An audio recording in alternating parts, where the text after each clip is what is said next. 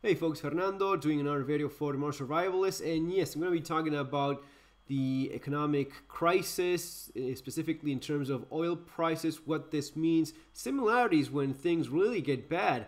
Before I go on with the video, I just want to say sorry for last night. I waited until the last minute to see if I could actually go live with Matt, but I had to cancel because my youngest kid was not feeling well at all, and we just couldn't do it. Anyway, feeling better already, which is good. Hope he stays that way.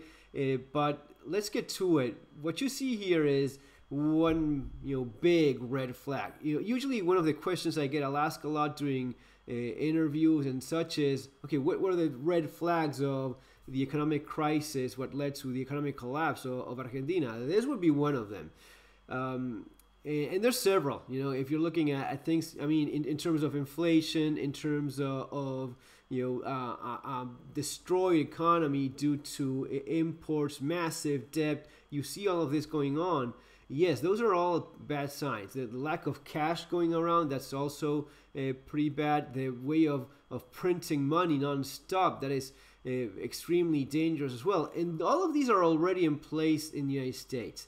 This is one more, and this is the kind of thing you see just weeks before things really get out of control. That when they start going with cash and credit, different prices for one and the other. If you're paying cash, man, you have cash. Okay, cash is $4.49. Now, if you're gonna be paying in plastic, that's $5.39. That is a massive difference.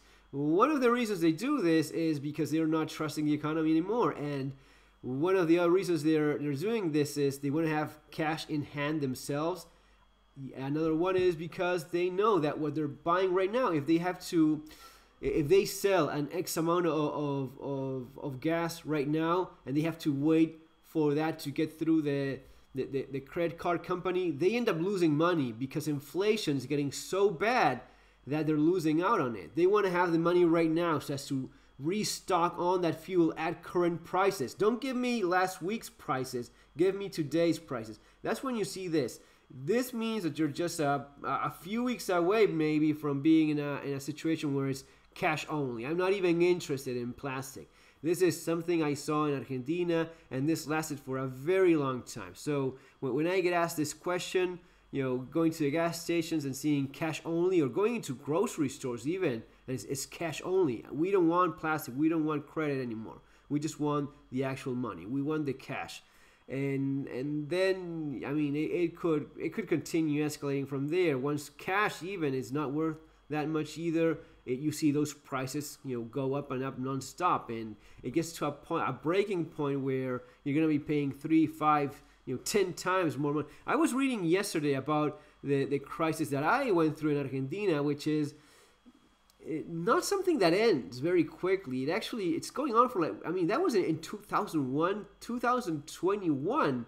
20 years later, you're still seeing the ripple effects of that. One of those ripple effects is that back in the day with 45,000 pesos, you could buy yourself a damn car in Argentina, because you were talking about the economy of 1-to-1 exchange rate, 1 peso, $1, then was $1, 2 pesos, 3 pesos. So back in the day with like 45,000 pesos, you could buy yourself a car.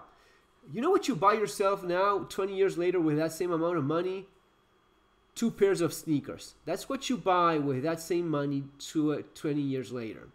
It is just yeah, sneakers, a couple pairs of 2 pairs of sneakers, or a car. That's the destruction of the fiat currency that you could potentially experience.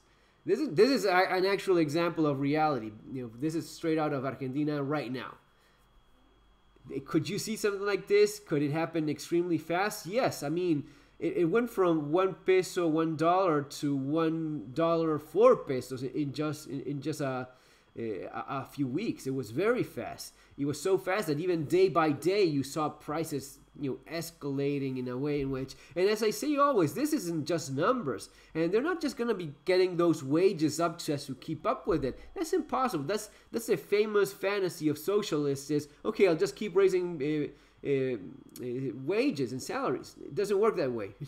It actually benefits those in the top, the elite benefit greatly from this because they're usually pretty much immune to many of these inflation events. They actually make money out of inflation. They love inflation. The elite loves inflation because it means that more wealth is going to be transferred from the poor bastards and the middle class, which, you know, we all like to think, yeah, we're part of that nice solid middle class.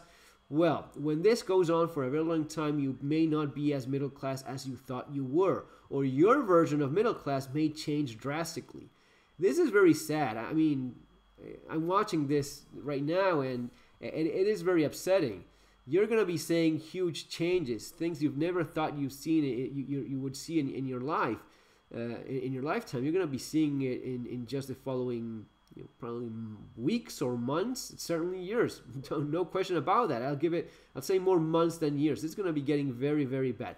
Based on this already, what you're seeing already, there's no coming back from this. There's no undoing the damage that's been done. So one of the questions that a lot of people have, okay, I get it. Why is it this is happening? Well, several reasons. I have some of those here. What causes surge in oil prices in October 2021? There are various factors behind the current rise in the prices of oil. Here comes a list of several of the main reasons. Economies around the world are back up and running and look to make up for lost time, thereby increasing demand. Yeah, that is true, sure. What else do they have here? Hurricane Ida, Nicholas damaged U.S. oil infrastructure in the Gulf. Yeah, that is not really all that much. Coal shortages in Asia have seen countries on that continent use more oil than they used to. Well, remember that coal was very much vilified way back then by the Democrats and closed many of these coal burning factories. So, the fuel generated by coal was demonized and many of these were closed. A surging natural gas prices has increased demand for oil as well. Yes, and there's one that's not mentioned here, but good old Let's Go Brandon had the brilliant idea of Keystone Pipeline canceled after Let's Go Brandon had permits blocked. So he closed the Keystone Pipeline, and this dramatically hit oil prices even way beyond what would have been expected, already bad as it was. But this is also a reality to deal with. So those are the reasons why this is going on. To some extent, I mean, why this guy did this on purpose, knowing how it would impact oil prices, know how it would impact the middle class, how they benefit from poverty. I guess that's one of the main things. They want poor people because the poorer you are, the more you rely on the government for survival, the more they control you. That's one of the big things with these commies, and they love the idea. They'll just print more money, wreck the economy even more, and benefit from that. It is happening in different countries. It's happening all across the world, I would assume. It's happening not always in the same way. Not all places are affected the same way. Not all people have the same demand for heating, for oil, for let's be honest. If you are dependent on oil, on energy, electricity, so as to keep you from freezing, this is gonna be a big deal for you. If you need oil so as to commute long distances, this is some of the, I don't want to make the video super long, but this is some of the nitty-gritty stuff I've often talked about, and people will, yeah, that happens in South America, you have no idea. No, I have an idea, because South America, Argentina is a pretty big country. It's a damn huge country. It's a lot less populated than the United States. It's a huge country where you could go for thousands of miles and not see a damn person. That is not the case of U.S. So those distances are even greater in a country like Argentina. But when I explain this sort of thing of, yeah, maybe you will not be able to afford that huge commute or driving a vehicle that is killing you in terms of gas. That's why I often explain the advantage of diesel, how it's not only cheaper. Well, prices do change here and there, but right now, you have it right here, right now. Regular $4.49 for regular gasoline, $4.59 for diesel. The thing is, diesel goes like twice as much as gasoline. It's a lot more efficient in the way it burns. So you're going to be going, I don't remember exactly how much it is, but you go a considerable distance more with diesel than with gasoline. And yeah, it also stores better. It's safer during accidents because it does not explode like gasoline. Even if you throw a lit match in a bottle of diesel, it will not burn. You need actually a wick or something heating it so as to have that effect. So it's a lot safer. It's better for storing. I love diesel. It gives you more torque in your vehicle. Anyway, but the idea of, instead of having the bug-out vehicle, a huge 4x4 truck with a massive engine that's killing you in terms of gas mileage, yeah, the idea of moving around in a more affordable manner, that is a huge thing. So guys, this is no joke. It's getting very, very bad. And those of you following me over the years know this. You know that I've always been very cautious about, the sky is falling, Chicken Little thing. No, that's really not my thing. It's never been. I mean, I've been doing this for a very long time, and I've never had that kind. But I'm telling you right now, things are getting very bad, and this is crashing. I don't know exactly when, but and you're gonna be seeing this in the next few, not years, in the next few months. You're gonna be seeing some radical changes. The media control the way it is. They're gonna be hiding this, pretending everything is fine, but you'll know. You're already knowing. You're already seeing those empty shelves. Another reason why you see those empty shelves, they don't want to put stuff on those shelves unless they're sure they're paying the real price. There's my kid again, coughing a little bit. Yeah, but he's doing better. They don't want to put stuff. This happens in Argentina till this day, like the Auntie Wilder said, like till this day. Well, till this day in Argentina, when they see one of those inflation spikes, they just don't sell anything. They just keep this stuff and shelves go empty because they're waiting for that peak to hit, and then they sell what they have at increased prices. This just makes everything worse.